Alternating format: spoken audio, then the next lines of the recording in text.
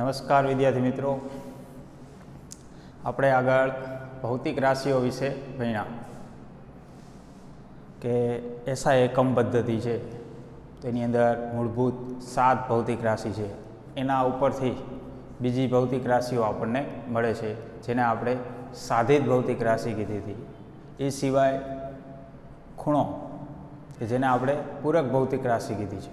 ખૂણાની અંદર દ્વિપરિમાણમાં ખૂણો જેને આપણે સમતલ કોણ કહીએ, ત્રિપરિમાણમાં ખૂણો જેને આપણે ઘનકોણ કહીએ, એના એકમો અને એની સંજ્ઞા વિશે આપણે આગળ ભણી ગયા.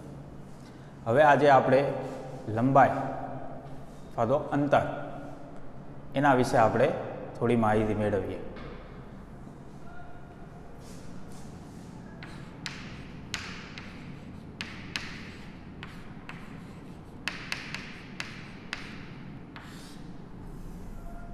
તો લંબાઈ અથવા તો અંતરને આપણે જુદા જુદા સિમ્બોલથી દર્શાવવું. ઘણી વખત આપણે એલ, સ્મોલ એલ વડે દર્શાવશું, સ્મોલ ડી વડે દર્શાવશું, એક્સ વડે દર્શાવશું. તો આવી સંજ્ઞા પ્રણાલીનો આપણે ઉપયોગ અંતર દર્શાવવા અથવા તો લંબાઈ દર્શાવવા માટે કરશું. બીજું, લંબાઈનું માપન અથવા તો અંતરનું ટૂંકું માપ હોય તો આપણે લંબાઈ કહીએ, વધારે માપ હોય તો આપણે એને અંતર કહીએ. તો એનું માપન આપણે કઈ રીતે કરીએ, કયા સાધનોનો આપણે ઉપયોગ કરીએ છીએ? તો સામાન્ય રીતે આપણે જોઈએ તો ફૂટપટ્ટીથી આપણે અંતર માપતા હોય, બરાબર. આપણે અમુક જે અંતરો માપતા હોય ફૂટપટ્ટી એટલે કે મીટર પટ્ટી.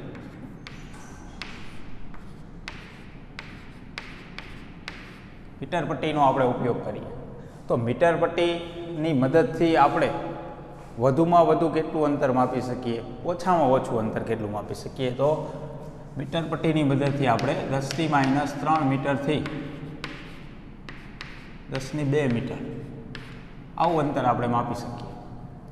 ઓછામાં ઓછું 10⁻³ મીટર સુધીનું માપી શકીએ. એટલે કે આપણે મીટર પટ્ટીની અંદર જોઈએ તો આ રીતનું આપણને માપન જોવા મળતું હોય. એની અંદર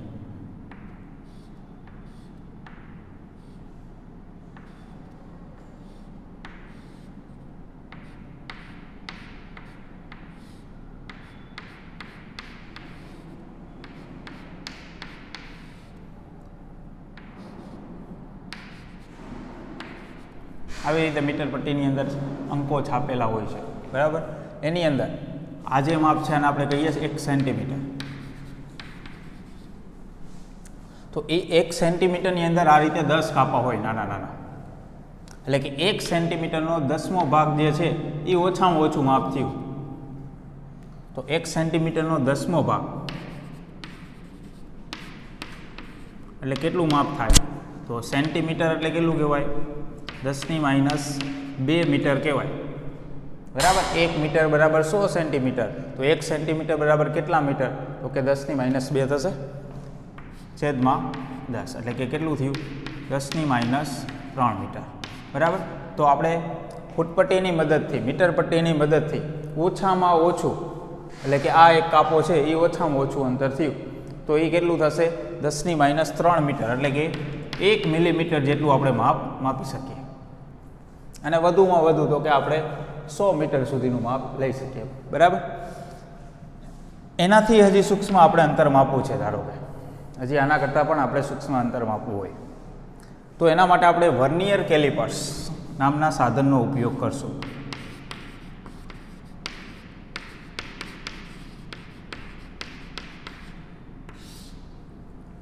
તો વર્નિયર કેલિપર્સ છે એ પણ ફૂટપટ્ટી જેવું જ આવે, બરાબર. એના આપણે પ્રયોગો પણ કરશું અને એના ઉપયોગથી આપણે જુદા જુદા માપ પણ લઈશું.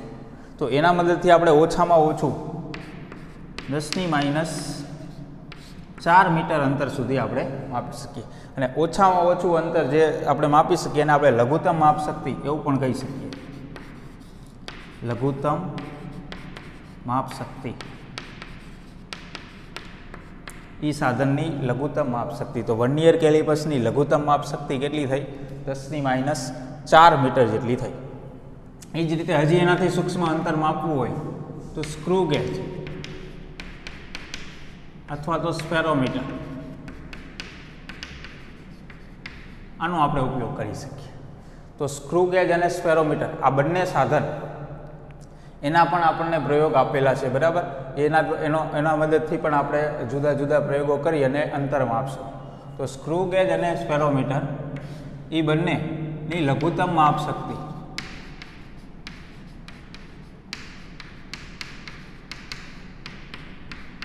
-10⁻5 મીટરના ક્રમની છે. તો ઓછામાં ઓછું 10⁻5 મીટર સુધી માપી શકશે આ સાધન.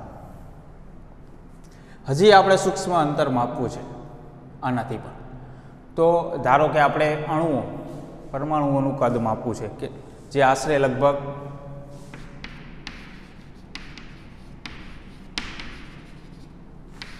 10⁻8 મીટરથી 10⁻10 મીટર સુધીનું હોય.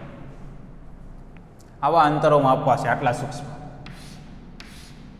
તો જે આપણે આવા સાધનના મદદથી નહીં માપી શકીએ, મીટર પટ્ટી છે, વર્નિયર કેલિપર્સ છે, સ્ક્રૂ ગેજ, સ્પેરોમીટર, આના દ્વારા આપણે આ સૂક્ષ્મ અંતરો ન માપી શકીએ. એના માટે આપણે ફરજિયાત માઇક્રોસ્કોપનો જ ઉપયોગ કરવો પડે. તો જુદા જુદા પ્રકારના માઇક્રોસ્કોપ હોય. એક છે ઓપ્ટિકલ માઇક્રોસ્કોપ.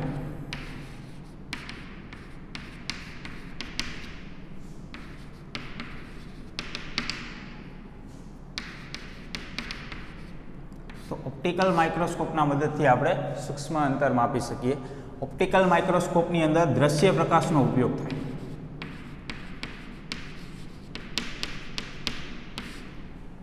દ્રશ્ય પ્રકાશ કોને કહીએ આપણે? તો કે જેની તરંગ લંબાઈ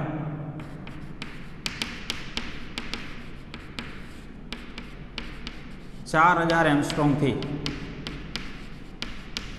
8000 એંગસ્ટ્રોમ સુધીની હોય,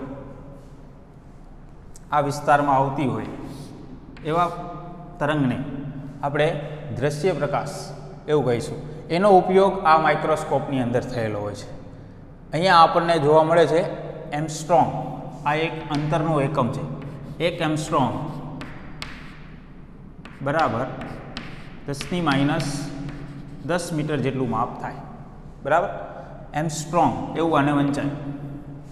જે અંતરનો એકમ છે, સૂક્ષ્મ અંતર દર્શાવવા માટેનો એકમ છે. એ સૂક્ષ્મ અંતરો આપણે માપવા હોય, કેમ કે જુઓ તમે 10⁻10 મીટરને આપણે 1 એંગસ્ટ્રોમ કહીશું. તો સૂક્ષ્મ સ્તરે જે માપનો થતા હોય ત્યાં આપણે આવા એકમોનો ઉપયોગ કરી શકીએ. તો ઓપ્ટિકલ માઇક્રોસ્કોપ જે છે એ સૂક્ષ્મ અંતર માપવા માટે થાય, જેની અંદર દ્રશ્ય પ્રકાશનો ઉપયોગ થયેલો હોય. અને દ્રશ્ય પ્રકાશ એટલે કોને કહેવાય? તો કે જેની તરંગ લંબાઈ, જે પ્રકાશની તરંગ લંબાઈ 4000 એંગસ્ટ્રોમથી 8000 એંગસ્ટ્રોમની વચ્ચે આવતી હોય એવા પ્રકાશને આપણે દ્રશ્ય પ્રકાશ કહીશું. અને એંગસ્ટ્રોમ એ જે અંતરનો એકમ છે, 1 એંગસ્ટ્રોમ બરાબર 10⁻10 મીટર જેટલું માપ થાય, બરાબર. સૂક્ષ્મ અંતરો માપવા માટેનો એકમ છે. એ સિવાય હજી એક આપણે માઇક્રોસ્કોપ જોઈએ, ઇલેક્ટ્રોન માઇક્રોસ્કોપ.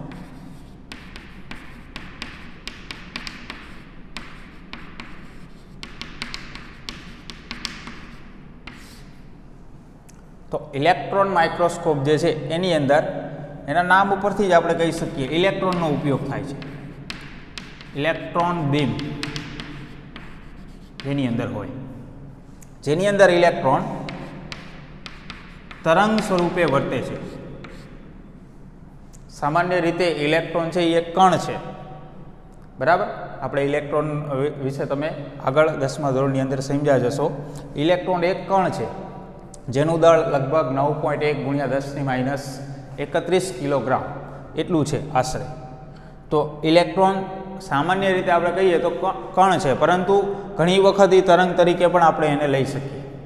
એના વિશે આપણે એક ચેપ્ટર છે વિકિરણ અને દ્રવ્યનો દ્વૈત સ્વભાવ, જેની અંદર આપણે જોઈશું ઇલેક્ટ્રોનને આપણે અમુક પરિસ્થિતિની અંદર તરંગ સ્વરૂપે પણ લઈ શકીએ. તો અહીંયા ઇલેક્ટ્રોન માઇક્રોસ્કોપની અંદર ઇલેક્ટ્રોન તરંગ તરીકે વર્તે છે. એની લઘુત્તમ માપ શક્તિ જે છે એ લગભગ 0.6 એંગસ્ટ્રોમ જેટલી છે.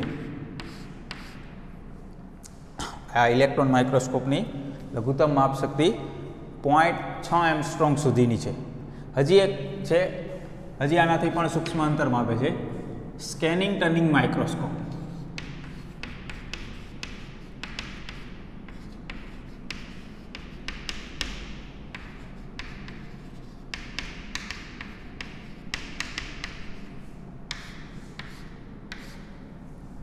જેને ટૂંકમાં STM આ રીતે પણ લખાય.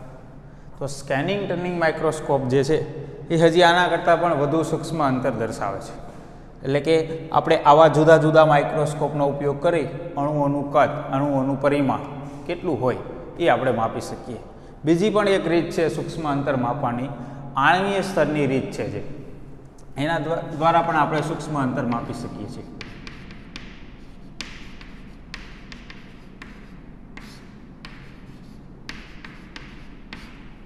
જેમાં ખાસ પ્રકારના રસાયણનો ઉપયોગ કરી અણુઓનું સ્તર પાતળું બનાવી અને અણુનું વ્યાસ એટલે કે પરિમાણ આપણે માપી શકીએ છીએ.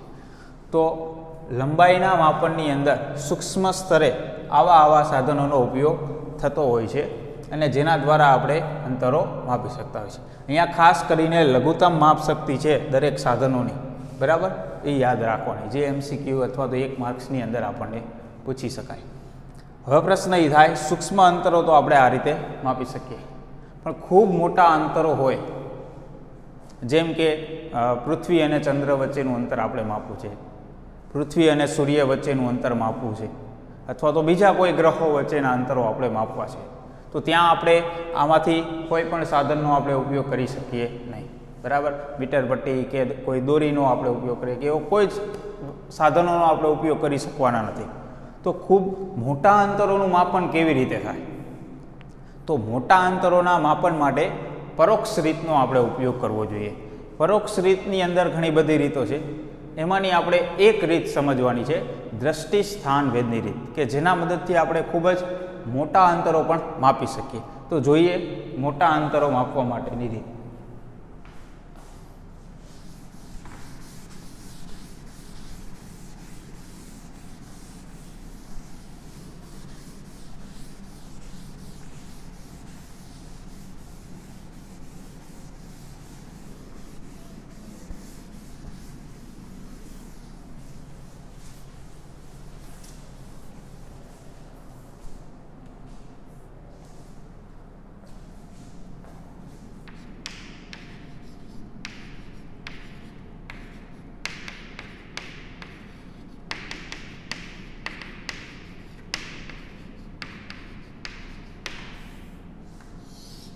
તો ખૂબ જ મોટા અંતરોનું માપન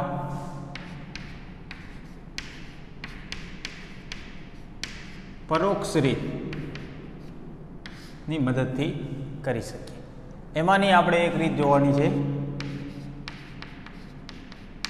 દ્રષ્ટિ સ્થાન ભેદ.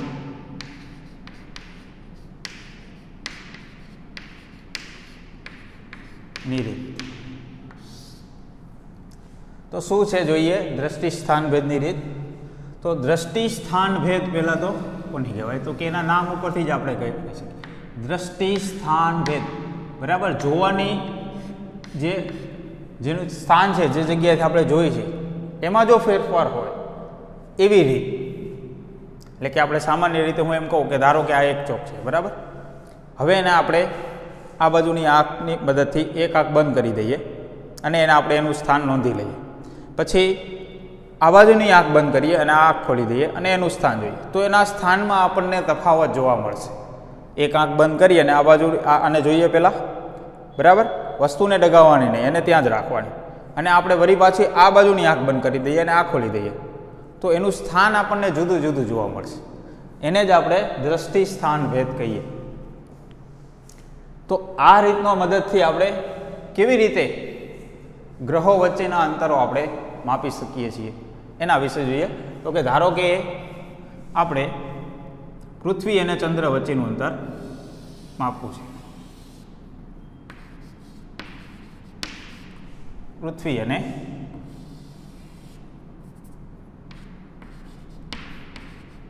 ચંદ્ર, આ બે વચ્ચેનું અંતર આપણે માપવું છે. તો અહીંયા પૃથ્વી પર બે સ્થળો આપણે પસંદ કરવાના.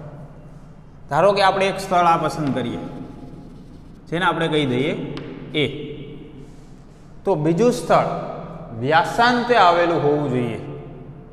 તો વ્યાસાંતે એટલે આ એનો વ્યાસ થશે પૃથ્વીનો, તો એની બીજી બાજુ આ બિંદુ થશે. તો આ બીજું સ્થળ, બે સ્થળ આપણે પસંદ કરી લેવાના કે જે વ્યાસાંતે આવેલા હોય.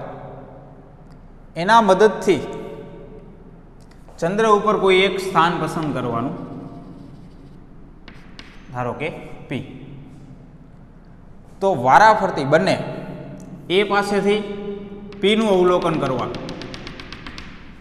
આપણે P નું અવલોકન એ સ્થળ પાસેથી કરીએ, ટેલિસ્કોપના મદદથી કરીએ અથવા તો બીજા કોઈ પણ સાધનના મદદથી કરીએ, એ જ રીતે B પાસેથી કરવાનું. તો અહીંયા આપણને AP અને BP આ બે અંતર આપણને જોઈએ તો એક સરખા જેવા જ છે, બરાબર. કેમ કે અહીંયાથી જેટલું અંતર આ હશે એ જ અંતર અહીંયાથી આ હશે, કે જે આપણે પૃથ્વી અને ચંદ્ર વચ્ચેનું અંતર કહી શકીએ. તો અહીંયા આપણે આ અંતર કેવી રીતે માપી શકીએ?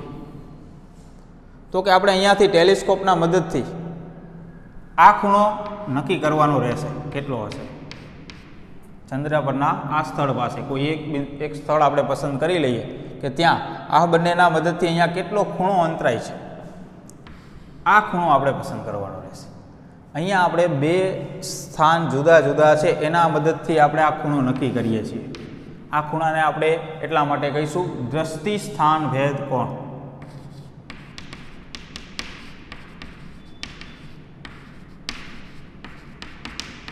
બરાબર, ખૂણો છે એટલે દ્રષ્ટિ સ્થાન ભેદ કોણ.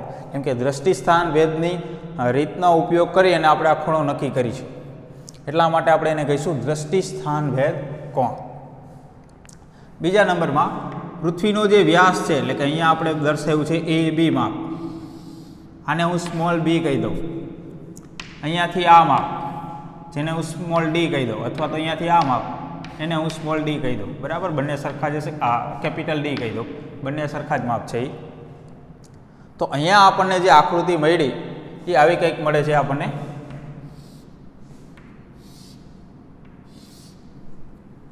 આ માપ B, આ માપ D, આ બિંદુ P, આ A અને આ B, આ રીતનું કંઈક મળ્યું.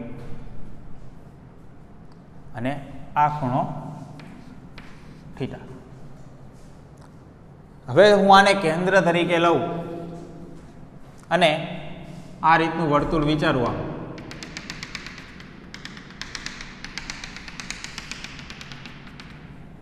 બરાબર, P ને કેન્દ્ર તરીકે લઈ અને આપણે આ રીતનું આમ અંતર વિચારીએ, આવી રીતનું એક વર્તુળ વિચારીએ, તો સ્વાભાવિક રીતે જોઈએ તો આ જે અંતર છે A અને B, એ શું છે? તો કે પૃથ્વીનો વ્યાસ છે. અને આ અંતર જે છે કે જે ચંદ્ર અને પૃથ્વી વચ્ચેનો, તો ચંદ્ર અને પૃથ્વી વચ્ચેનું અંતર છે એની સરખામણીમાં પૃથ્વીનો જે વ્યાસ હોય એ ખૂબ જ ઓછો કહેવાય. એટલે કે સામાન્ય રીતે આપણે કોઈ વર્તુળ દોરીએ એની અંદર ત્રિજ્યાનું માપ વધુ હોય ચાપ કરતાં, આને ચાપ કહી શકાય આપણે, ચાપ કરતાં ત્રિજ્યાનું માપ વધુ હોય તો આ ખૂણો સૂક્ષ્મ મળે. કેમ કે આ માપ ઓછું હશે તો આ ખૂણો જે મળશે એ આપણને સૂક્ષ્મ મળશે. તો અહીંયા આપણે ખૂણો સૂક્ષ્મ મળે અને આ ખૂણો આપણે રેડિયનમાં લઈએ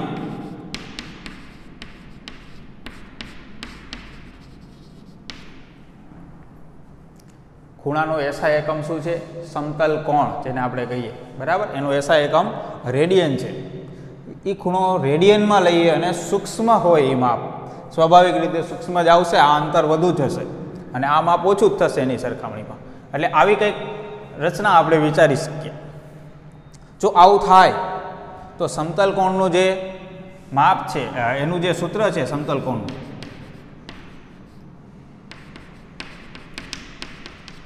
સમતલ કોણ બરાબર શું થાય?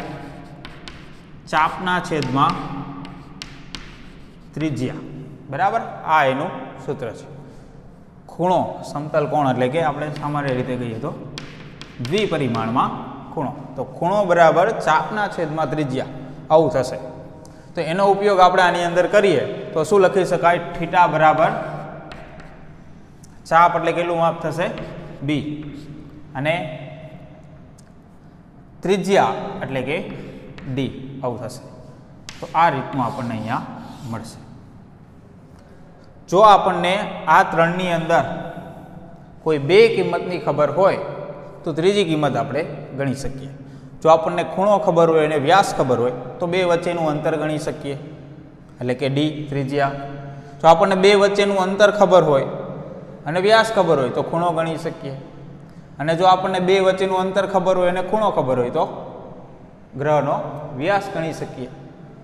તો આ રીતે આપણે આ સમીકરણનો ઉપયોગ કરી અને બે ગ્રહો વચ્ચેના અંતર માપી શકીએ. ગ્રહ વચ્ચેનું અંતર માપવા માટે બીજી ઘણી બધી રીતો પણ છે, બરાબર. ધારો કે કોઈ પ્રકાશ ત્યાં, ધારો કે સૂર્ય અને પૃથ્વી વચ્ચેનું અંતર ગણવું હોય આપણે, તો સૂર્યમાંથી પ્રકાશ આવે છે પૃથ્વી સુધી, તો એ પ્રકાશ કેટલા સમયમાં પૃથ્વી ઉપર પહોંચ્યો, અને પ્રકાશની ઝડપ આપણને ખબર હોય તો ઝડપ બરાબર અંતર ભાગ્યા સમય, એટલે કે આપણને અંતર મળી જાય.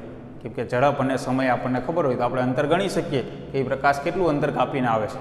તો આપણે આ રીતે સૂર્ય અને પૃથ્વી વચ્ચેનું અંતર મળી જાય. એ જ રીતે આપણે પૃથ્વી ઉપરથી કોઈ પ્રકાશને કોઈ ગ્રહ ઉપર મોકલીએ તો કેટલા સમયમાં એ ગ્રહ ઉપર એ પહોંચે છે પ્રકાશ, અને પ્રકાશની શું ઝડપ છે, એટલે કે સમય અને ઝડપ મળી જાય એટલે એ ગ્રહ અને પૃથ્વી વચ્ચેનું અંતર આપણને મળી જાય. તો આવી રીતનો ઉપયોગ કરીને પણ ગ્રહો વચ્ચેના અંતરો ગણવામાં આવતા હોય છે. એમાંની આપણે આ એક રીત જોઈ છે દ્રષ્ટિ સ્થાનભેદની રીત. હજી આપણે ધારો કે વ્યાસ માપવો હોય તો આપણે જોયું કે બીજા બે માપ આપણને ખબર હોવી જોઈએ તો વ્યાસ પણ માપી શકીએ. તો એની અંદર આવું કંઈક થશે.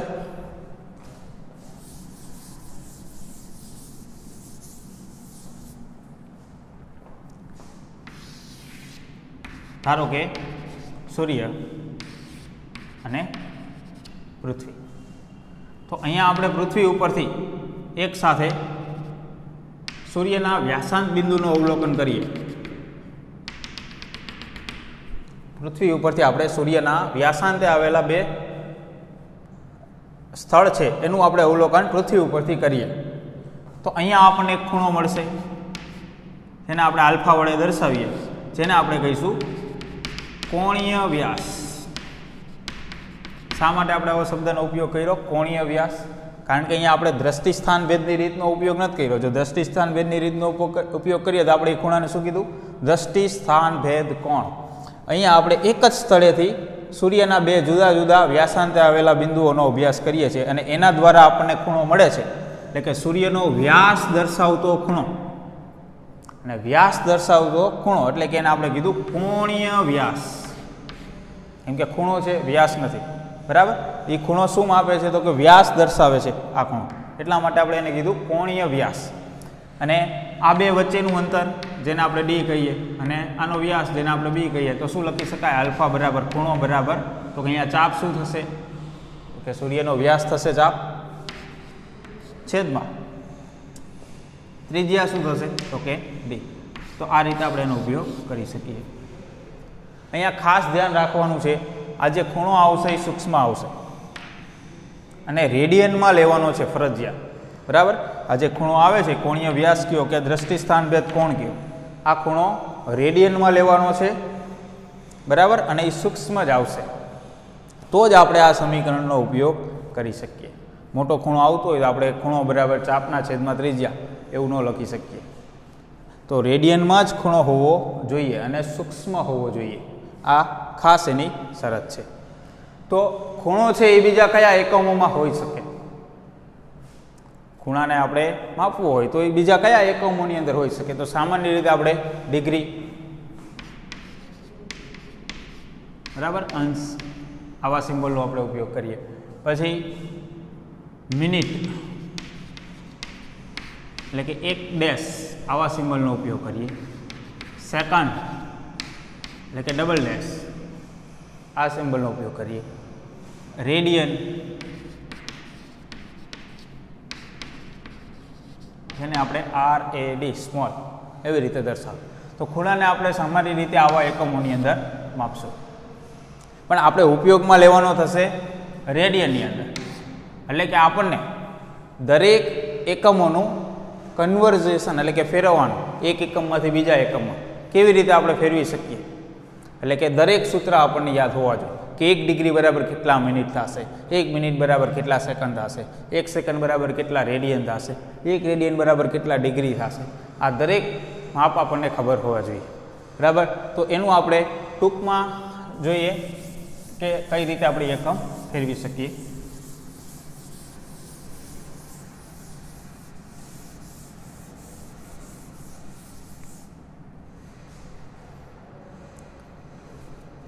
અહીંયા આ એકમ જે છે ડિગ્રી, એને આપણે કલાક આવું આપણે વિચારશું, બરાબર, જેથી કરીને કલાક, મિનિટ અને સેકન્ડ જે આપણે સમયના એકમો છે ખરેખર, પણ અહીંયા આપણે ખૂણો માપીએ છીએ, બરાબર, ખૂણાના એકમ તરીકે લીધા છે. તો સમયના એકમોમાં આપણને ખબર છે કે 1 કલાક બરાબર કેટલા મિનિટ થાય, બરાબર, 1 મિનિટ બરાબર કેટલા સેકન્ડ થાય. તો એનો ઉપયોગ કરી અને આપણે આ સરળતાથી ફેરવી શકીએ, બરાબર. સામાન્ય રીતે આપણે સમયનો એકમો જે છે આ સમય ભૌતિક રાશિ માપવા માટે કરતા હોય, પણ અહીંયા આપણે ખૂણો માપવા માટે એનો ઉપયોગ કર્યો છે, બરાબર. તો ધારો કે હું એમ કહું 1 ડિગ્રી બરાબર કેટલા મિનિટ થશે, તો કે 1 ડિગ્રી એટલે કે 1 કલાક બરાબર કેટલા મિનિટ થશે, તો કે 60, બરાબર. મિનિટ દર્શાવવા માટે 1 ડેશનો ઉપયોગ કરશું, સેકન્ડ દર્શાવવા માટે 2 ડેશ, એવી રીતે ઉપયોગ કરશું. ધારો કે 1 મિનિટ બરાબર 60 સેકન્ડ, આવું થશે. આ જ રીતે 1 ડિગ્રી બરાબર કેટલા રેડિયન, તો કે પાઈના છેદમાં 180 આટલા રેડિયન થશે. સામાન્ય રીતે આપણે આને અહીંયા લઈ લઈએ તો આપણે આવી રીતે લખશું 180 ડિગ્રી બરાબર પાઈ રેડિયન. મેથ્સવાળા જે છે એને રેડિયનનું માપ આગળ તમે ખૂણાની અંદર જોશો, ત્રિકોણમિતિ તમે ભણશો મેથ્સમાં, ત્યારે તમારે લગભગ બધા ખૂણા રેડિયનમાં જ માપવાના થશે, બરાબર. તો ત્યાં તમે આવું જ કંઈક યાદ રાખશો, 180 ડિગ્રી હશે એટલે પાઈ રેડિયન લેવું. એટલે કે આના આધારે તમે શું કરી શકો, ઝડપથી ખૂણાઓ, ધારો કે 90 ડિગ્રી હોય રેડિયન, બરાબર, આ રીતે માપ લેશો. તો આ રીતે આપણે ડિગ્રીમાંથી રેડિયનમાં ફેરવી શકીએ. તો હું એમ કહું 1 રેડિયન બરાબર કેટલા ડિગ્રી,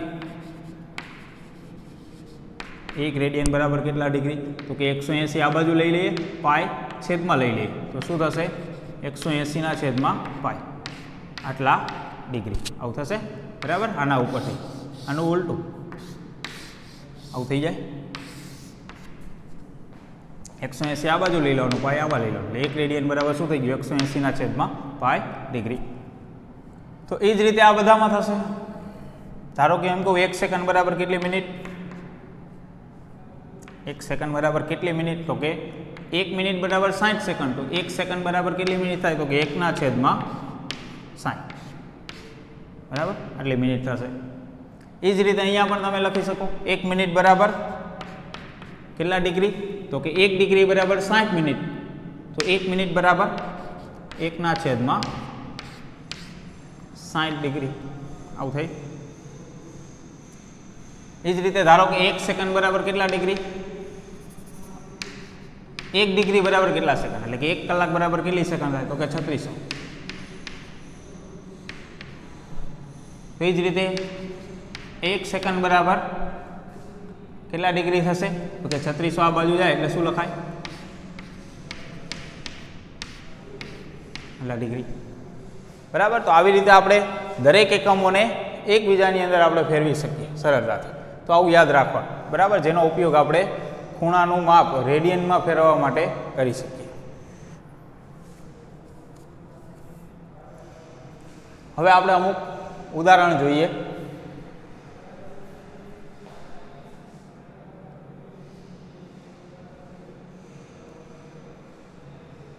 ઉદાહરણ 2.3 જોઈએ, જેની અંદર આપણને કીધું છે કે પૃથ્વીના 2 વ્યાસાંતે આવેલા બિંદુઓ A અને B થી એક સાથે ચંદ્રનું અવલોકન કરવામાં આવે છે.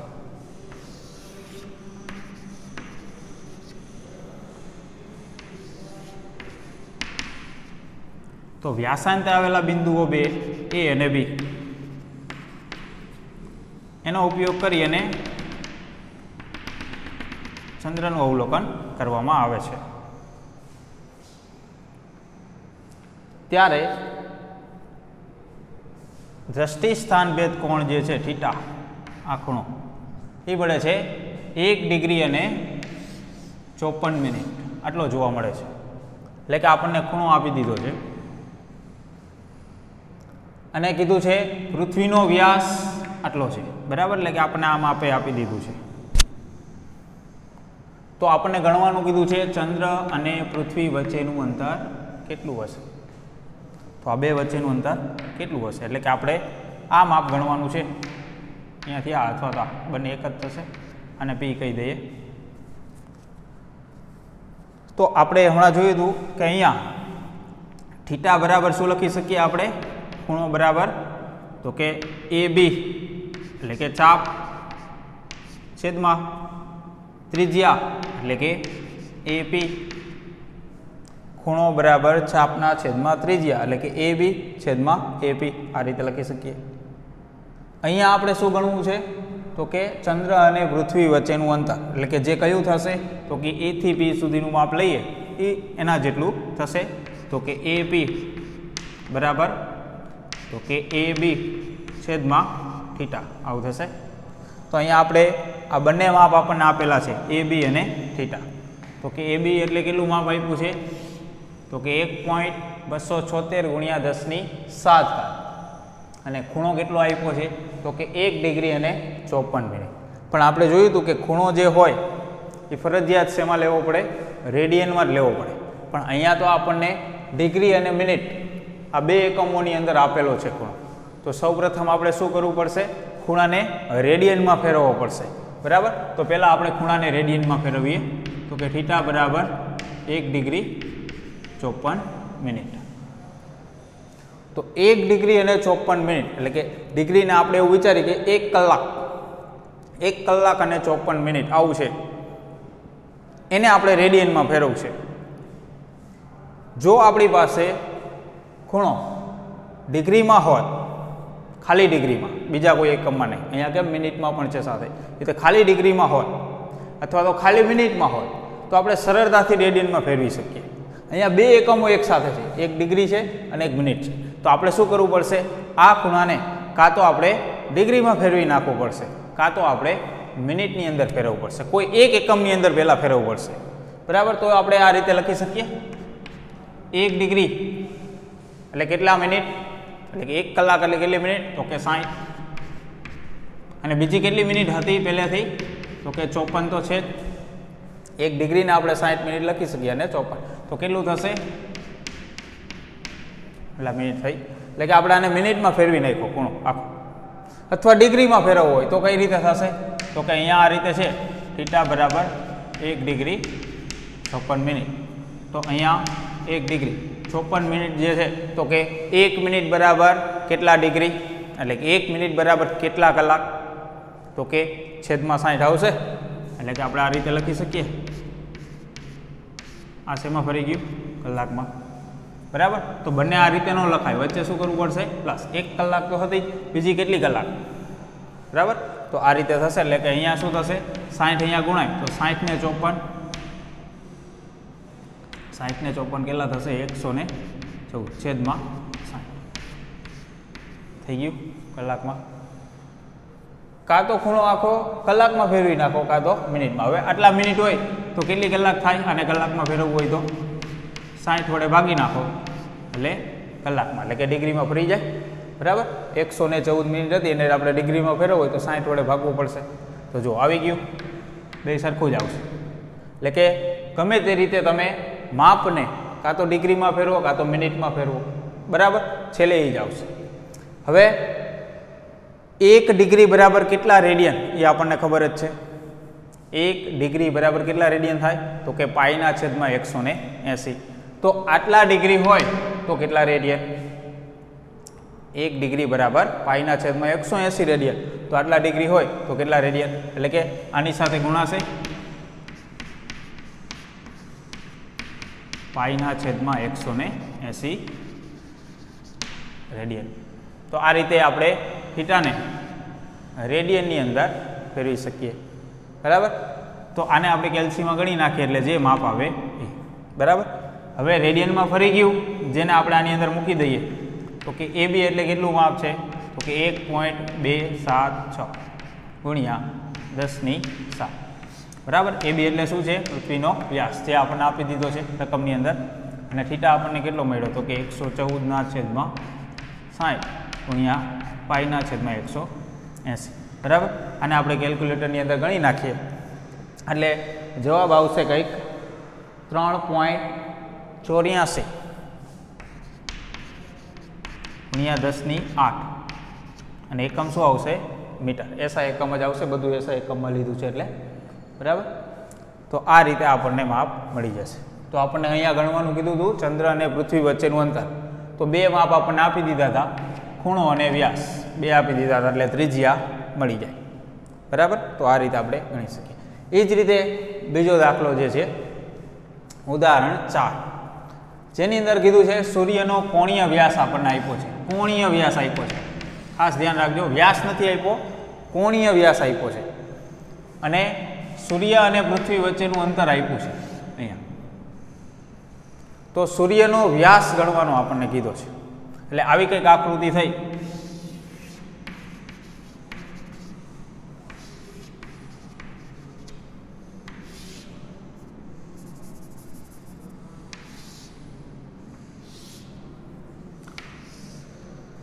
કોણીય વ્યાસ એટલે કે આ માપ આપણને આપ્યું આલ્ફા.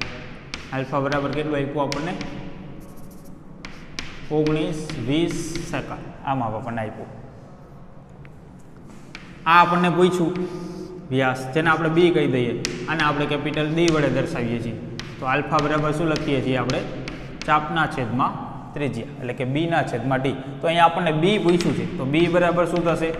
આલ્ફા ઇન્ટુ ડી, આવું થશે.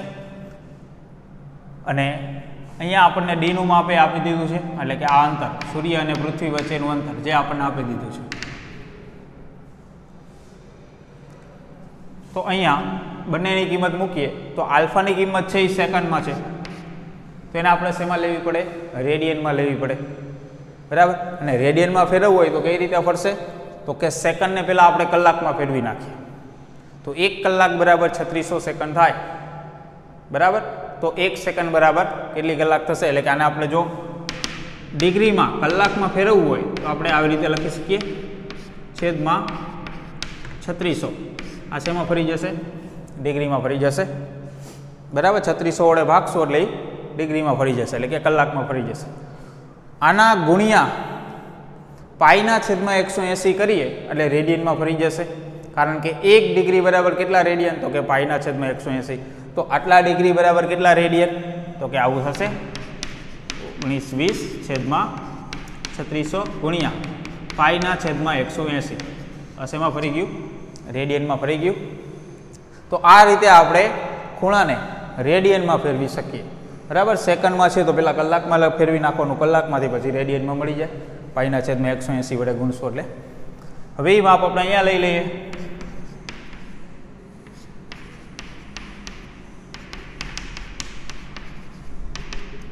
ડીની કિંમત એટલે કે સૂર્ય અને પૃથ્વી વચ્ચેનું અંતર કેટલું આપ્યું છે?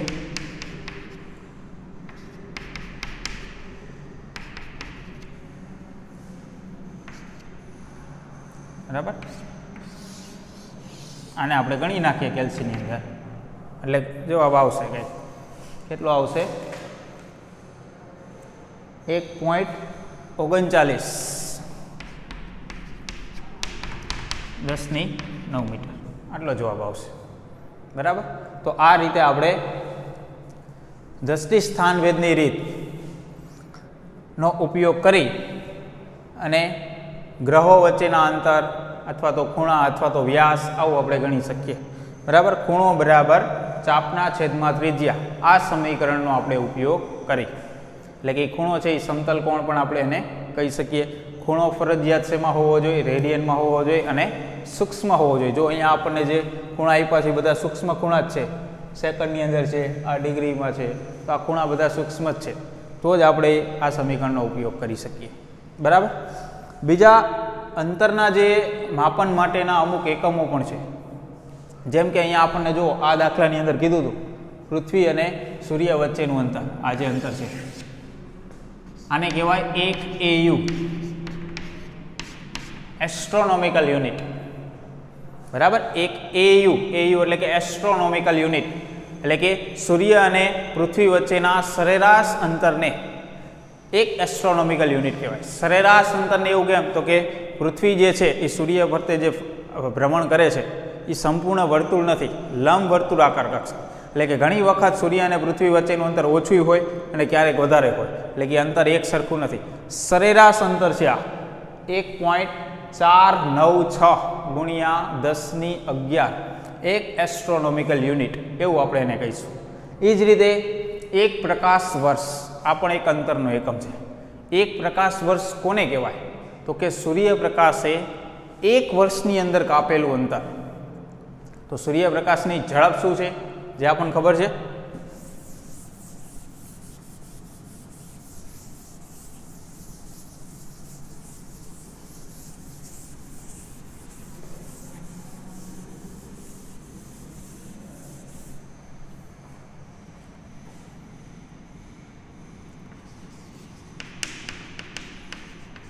પ્રકાશ વર્ષ, જેને આપણે LY આવું દર્શાવશું, લાઇટ યર.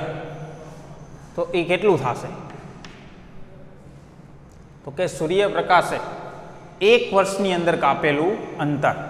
તો એક વર્ષની અંદર કેટલું અંતર કાપશે એ જો આપણે ગણવું હોય તો પ્રકાશનો વેગ કેટલો છે? સૂર્યપ્રકાશનો વેગ તો કે 3 ગુણ્યા 10⁸ મીટર પ્રતિ સેકન્ડ. એક સેકન્ડની અંદર 3 ગુણ્યા 10⁸ આટલું અંતર કાપે છે પ્રકાશ. તો એક વર્ષની અંદર કેટલું અંતર કાપશે એ આપણે ગણવું છે.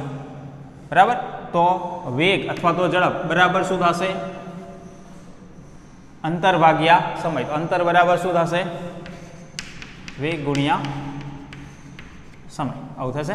તો આપણે અંતર ગણવું છે તો વેગ છે 3 ગુણ્યા 10⁸ અને સમય તો કેટલા સમયમાં અંતર કાપશે? તો કે એક વર્ષ. એક વર્ષ એટલે કેટલો સમય થશે? સેકન્ડની અંદર જો લેવો હોય તો પહેલાં તો આપણે દિવસની અંદર લઈએ, એક વર્ષ. બરાબર? વર્ષને આપણે દિવસની અંદર લેવું હોય તો 365 દિવસ. દિવસમાંથી આપણે કલાકની અંદર લેવું હોય તો કે એક દિવસમાં કેટલા કલાક હોય? 24. તો આટલા કલાક થશે. કલાકમાંથી આપણે મિનિટમાં લેવું હોય તો કે એક કલાકમાં કેટલી મિનિટ હોય? 60. મિનિટમાંથી આપણે સેકન્ડમાં લેવું હોય તો કે 1 મિનિટ બરાબર 60 સેકન્ડ. તો આવું થશે. તો આ ફરી જશે મીટરમાં, કેમ કે સમય શેમાં લેવો પડે? આપણે સેકન્ડમાં લેવો પડે, કેમ કે વેગ શેમાં છે? મીટર પ્રતિ સેકન્ડમાં. જો આ મીટર પ્રતિ સેકન્ડમાં હોય અને આપણે સેકન્ડમાં લઈએ તો અંતર જે મળશે એ શેમાં મળશે? આપણને મીટરમાં મળશે. બરાબર? તો આ આપણે ગણી નાખીએ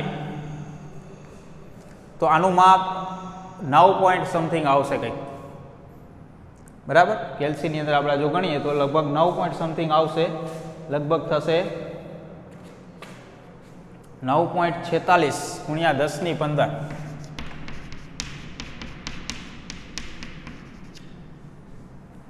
તો એક પ્રકાશ વર્ષ, એક લાઇટ યર બરાબર આટલું માપ થાય.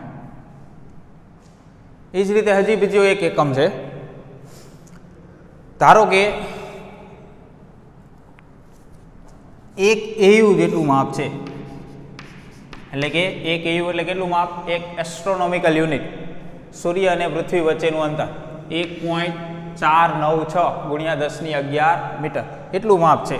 એના દ્વારા કોઈ એક બિંદુ આપણે પસંદ કરીએ. એ બિંદુ પાસે આ જે માપ જે છે, આ માપ આ બિંદુ પાસે ધારો કે 1 સેકન્ડનો ખૂણો આતરે છે. તો આ માપ કેટલું થશે આપણે ગણવું છે.